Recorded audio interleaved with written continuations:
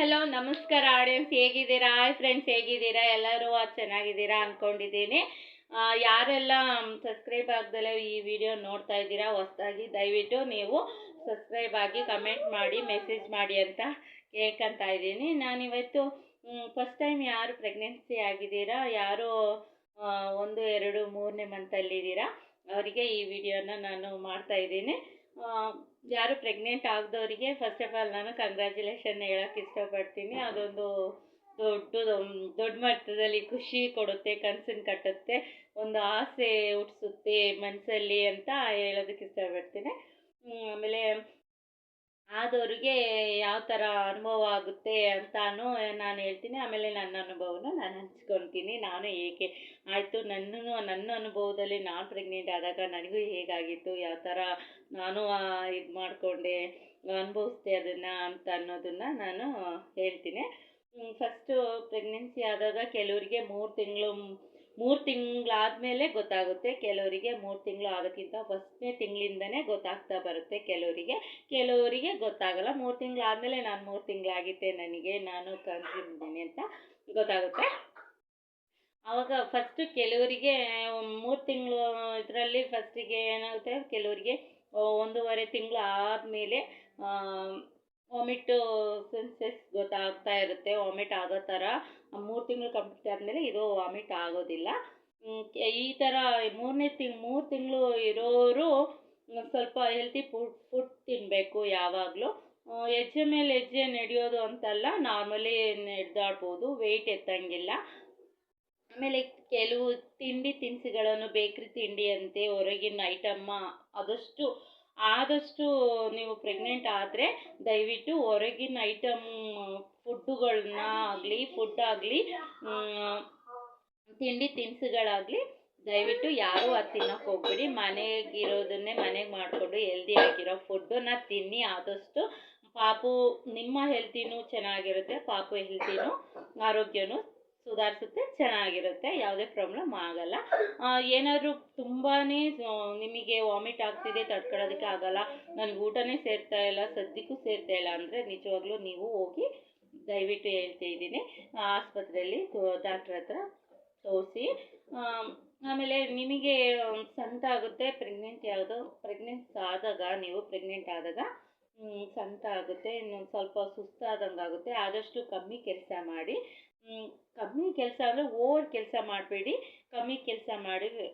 Normally ಹೆಂಗಿರ್ತೀರೋ ಹಂಗೆ ಇರ್ಬೋದು, ಏನಂತ ಇದಾಗಲ್ಲ, ಆರಾಮಾಗೇ ಇರ್ಬೋದು. ಅಂದರೆ ಊಟ ಒಂದು ಸ್ವಲ್ಪ ಚೆನ್ನಾಗಿ ಮಾಡಿ, ಕೆಲವ್ರಿಗೆ ಸೇರುತ್ತೆ, ಏನು ಸೇರುತ್ತೆ ಅದನ್ನೇ ಊಟ ಮಾಡಿ, ಕಮ್ಮಿ ಕೆಲಸ ಮಾಡಿ, ಜಾಸ್ತಿ ಮಾಡಬೇಡಿ. ಆಮೇಲೆ ರೆಸ್ಟ್ ಮಾಡಿ, ಸ್ವಲ್ಪ ಹೊತ್ತು ಮಲಗಿ.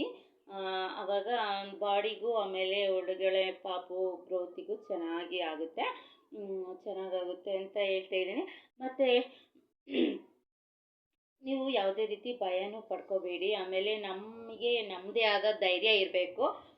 ಪ್ರೆಗ್ನೆಂಟ್ ಆಗಿದ್ದೀನಿ ಅಂದರೆ ಹೆದರ್ಕೋಬಾರ್ದು, ಯಾವುದಕ್ಕೂ ಹೆದರ್ಕೋಬೇಡಿ.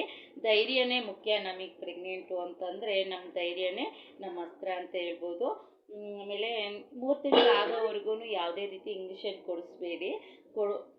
ಇಂಜೆಕ್ಷನ್ ತಗೋಬೇಡಿ, ಅದು ಎಫೆಕ್ಟ್ ಆಗುತ್ತೆ. 3 ತಿಂಗಳು ಕಂಪ್ಲೀಟ್ ಆದಮೇಲೆ ನೀವು ಆಸ್ಪತ್ರೆಗೆ ಹೋಗಿ, ಬೇರೆ ಇಂಜೆಕ್ಷನ್ ಇರುತ್ತೆ, ಆದರೂ 3 ತಿಂಗಳು ಆದಮೇಲೆ ಫಸ್ಟ್ ಟೈಮ್ ಮದುವೆ ಆಗಿ ಫಸ್ಟ್ ಟೈಮ್ ನೀವು ಇಂಜೆಕ್ಷನ್, ಈಗ ಫಸ್ಟ್ ಟೈಮ್ ನಿಮ್ಮ ಪ್ರೆಗ್ನೆನ್ಸಿ ಅಂತಂದರೆ ಮಾತ್ರ ನೀವು 3 ತಿಂಗಳು ಕಂಪ್ಲೀಟ್ ಆಗೋವರೆಗೂ ಕಾಯಿರಿ. 3 ತಿಂಗಳು ಕಂಪ್ಲೀಟ್ ಆದಮೇಲೆ ನೀವು ಇಂಜೆಕ್ಷನ್ನ ತಗೋಬೋದು. ಎರಡನೇ ಸಲ ಅಂತಂದರೆ ಪ್ರಾಬ್ಲಮ್ ಇಲ್ಲ, ಹೋಗಿ ನೀವು ತಗೋಬೇಕಾಗುತ್ತೆ. ಡಾಕ್ಟ್ರು ಕೇಳಿ ಇಂಜೆಕ್ಷನ್ ಮಾಡಿಸ್ಕೊಳ್ಳೋದು ಬೇಡವಾ ಈಗ ಅಂತ ಕೇಳಿಬಿಟ್ಟು, ಆಶಾ ವರ್ಕರ್ ಇರ್ತಾರೆ, ಅವ್ರ ಹತ್ರ ಕೇಳಿಬಿಟ್ಟು ನೀವು ವಿಚಾರಿಸ್ಕೊಂಡು ತಗೋಬೋದು.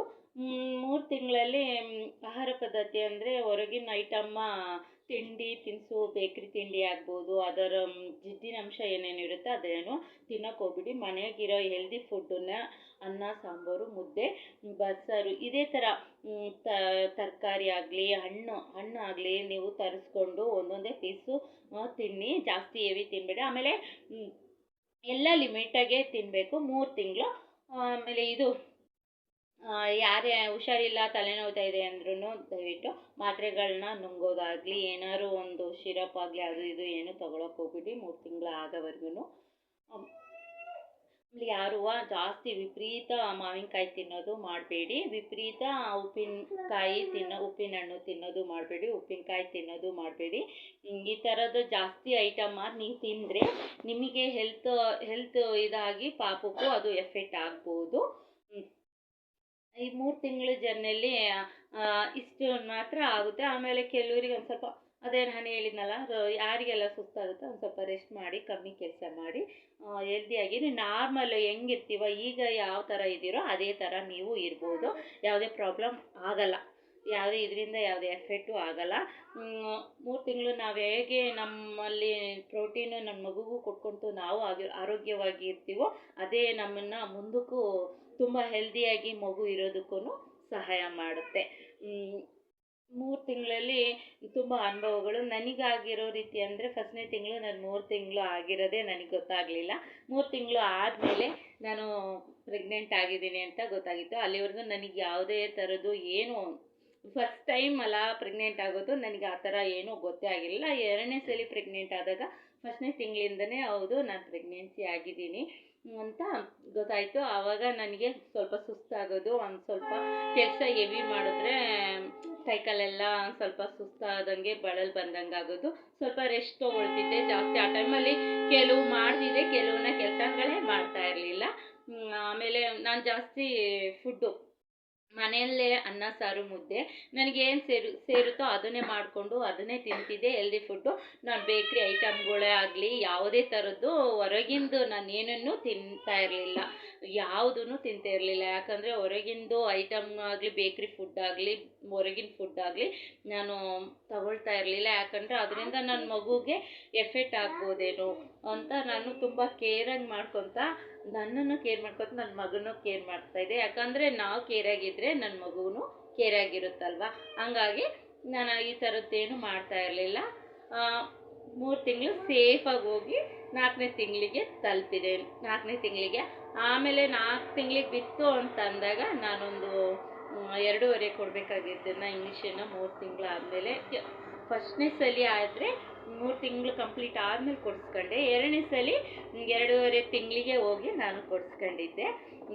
ಇದರಿಂದ ಅಂದರೆ ಸೇಫಾಗಿ ಗರ್ಭನೂ ನಿಂತಿದೆಯೋ ಇಲ್ವಾ ಅಂತ ನೋಡ್ಕೊಂಡ್ಬಿಟ್ಟು ನೀವು 3 ತಿಂಗಳು ಕಂಪ್ಲೀಟ್ ಆದಾಗ ಸ್ವಲ್ಪ ಕೊಡಿಸ್ಕೊಳ್ಳಿ ಆದಷ್ಟು ಅಂತ ಹೇಳ್ತಾ ನಾನು ಈ ವಿಡಿಯೋನ ಕಂಪ್ಲೀಟ್ ಮಾಡ್ತಾಯಿದ್ದೀನಿ.